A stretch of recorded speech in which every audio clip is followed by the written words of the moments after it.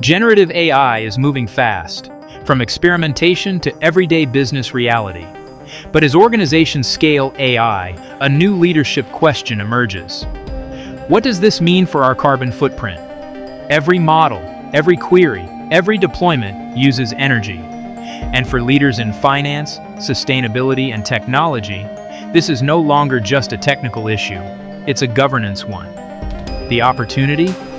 Using GenAI not only to innovate, but to optimize operations, reduce emissions, and support smarter climate decisions.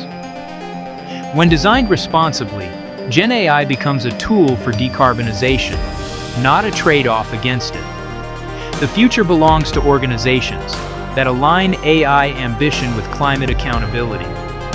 This is the leadership moment for sustainable innovation.